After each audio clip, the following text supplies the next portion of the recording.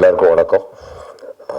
ஒரு Saturday evening இவ்வளோ busy டிராஃபிக்கில் நாங்கள் டிலே ஆன மாதிரி நீங்களும் கஷ்டப்பட்டு தான் வந்திருப்பீங்க. எல்லோரும் இவ்வளோ லார்ஜ் நம்பர்ஸில் இங்கே வந்து எங்களுக்கு ஆதரவு தெரிவித்ததுக்கு வந்து ரொம்ப சந்தோஷம். நான் ஒரு டாக்டர். எதுக்காக சினிமா இண்டஸ்ட்ரிக்குள்ளே சிலர் வரோம், நானாக இருக்கட்டும், ப்ரொடியூசராக இருக்கட்டும், ஏன் உள்ளே வரோம்னா, இது வந்து ஒரு ஒரு நீட் பேஸ்ட் ஒரு இண்டஸ்ட்ரியாகவும் இருக்குது. அதாவது நோய் இருக்கிற வரைக்கும் டாக்டர்ஸ் இருப்பாங்க.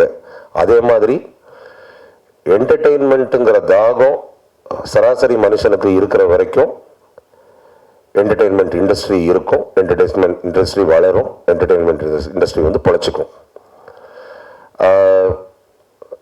வளர வளர டைம் ஆக ஆக ஒவ்வொருத்தருக்கும் என்டர்டெயின்மெண்ட் அப்படிங்கிறது வந்து ஒருத்தருக்கு தியேட்ரிக்கல் எக்ஸ்பீரியன்ஸாக இருக்குது, ஒருத்தங்களுக்கு ஓடிடியாக இருக்குது, இன்னொருத்தங்களுக்கு மொபைல் ஃபோனாக இருக்குது. ஆனால் எப்படி பார்த்தாலும் அந்த இண்டஸ்ட்ரியில் வந்து அந்த தேவைங்கிறது இருக்குது. தேட்டருக்கு வர்றவங்க தேட்டருக்கு வராங்க, ஓடிடியில் பார்க்குறவங்க ஓடிடியில் பார்க்குறாங்க, லேப்டாப்பில் பார்க்குறவங்க லேப்டாப்பில் பார்க்குறாங்க. என்டர்டெயின்மெண்ட் இண்டஸ்ட்ரியில் வந்து இந்த நீடு இருக்கிற வரைக்கும் நாங்கள் உழைத்து கொண்டே இருப்போம். பொதுமக்கள் வந்து எங்களை வாழ வைத்து கொண்டே இருப்பாங்க. அந்த எண்ணத்தில் தான் எல்லாரும் இதுக்குள்ளே வந்து வெஞ்சர் பண்ணியிருக்கோம். இப்போ வந்து பாபி பாலச்சந்திரன் வந்து என்னுடைய கசின் தான்.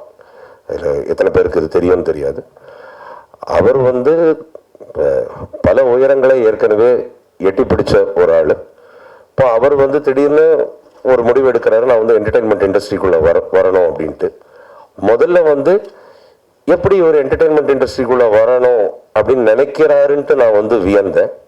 அவர் உள்ள வந்து வெறும் நான் படம் தயாரிப்பாளராக வரேன் அப்படின்ட்டு சொல்லாமல் அவருடைய இன்வால்மெண்ட் அண்ட் ஈடுபாடு இதுக்குள்ளே இருக்கிறத வந்து பார்த்துட்டு இப்போ தோணுது, அடடா இவர் வந்து இன்னும் கொஞ்சம் வருஷங்களுக்கு முன்னாடியே உள்ள வந்திருக்க கூடாதா? ஓகே, இன்னும் எவ்வளவோ சாதிச்சிருப்போம் தமிழ் இண்டஸ்ட்ரியில் இந்த மாதிரி ஒரு நல்ல ப்ரொடியூசரை வச்சுக்கிட்டு. அந்த அளவுக்கு வந்த ஒரு ஷார்ட் பீரியட்லேயே அவருடைய பேஷன் மூலமாக பாபி வந்து இண்டஸ்ட்ரிக்குள்ள ஒரு இம்பேக்டை கிரியேட் பண்ண ஆரம்பிச்சிட்டாரு. ஓகே, அந்த பேஷன் வந்து இன்னும் மென்மேல வளர்ந்து இன்னும் ஒரு வருஷம் கழிச்சு நம்மளாம் இதே இடத்துல மீட் பண்ணும்போது இன்னும் பல மடங்கு இந்த கம்பெனி அண்ட் பாபி பாலச்சந்திரன் நாங்கள் எல்லாருமே உயர்ந்திருக்கணும்ட்டு உங்ககிட்ட வந்து ஆசீர்வாதங்களை வாங்கிக்கிறோம். ஒரு பானைக்கு ஒரு சோறு பதம் அப்படின்னு சொல்லுவாங்க. இப்போ உங்களுக்கு காமிச்சது அந்த ஒரு சோறு தான். இந்த படம் ட்ரெய்லராகவே மிரட்டி இருக்கு. ஒரு பிளான் பண்ணி தான் இதை வந்து இந்த மாதிரி ஒரு டால்பி அட்மாஸ்ல இந்த ஸ்க்ரீனில் உங்களுக்கு வந்து ப்ரெசென்ட் பண்ணணும்ட்டு நினச்சோம். இங்கே வந்து வண்டிகளை பார்க் பண்ணி மேலே வந்து இங்கே உட்கார்ந்ததுக்கு ஓகே அது ஜஸ்டிஃபை ஆயிடுச்சுங்கிற சாட்டிஸ்ஃபேக்ஷன் அவங்க எல்லாருக்கும் இருக்கும்னு நினைக்கிறேன். அங்கே தான் அஜய் ஞானமுத்துங்கிற டைரக்டர் நிற்கிறாரு. அவர் சீரியஸாக சொல்கிறேன், அஜய் ஞானமுத்து ஸ்க்ரீனில் அவர் காட்டுற காட்டுக்கும் நேரில் அவர் இருக்கிறதுக்கும் சம்மந்தமே கிடையாது.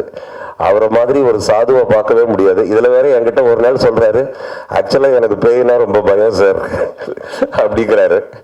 பேயை பற்றி பயப்படுற ஒரு மனுஷன் இப்படி நம்ம எல்லாரையும் அழக வச்சிருக்காரு. ஏற்கனவே அதை சக்ஸஸ்ஃபுல்லாக ப்ரூவ் பண்ணிட்டாரு. இது வந்து 10x 20x அந்த மாதிரி இன்ட்டு 10 இன்ட்டு 20 இருக்கும். அந்த அளவுக்கு மிரட்டி இருக்காரு. அதாவது ஸ்கிரிப்டாக இருக்கட்டும், ஸ்க்ரீன் பிளேயாக இருக்கட்டும், இந்த படம் வந்து உங்களை வந்து டிசப்பாயிண்ட் பண்ணாது. அதாவது இந்த படம் பொறுத்த வரைக்கும் ஆரம்பத்திலிருந்து படம் ஆரம்பிக்கிற அந்த ஃபர்ஸ்ட் டைட்டில் கார்டில் இருந்து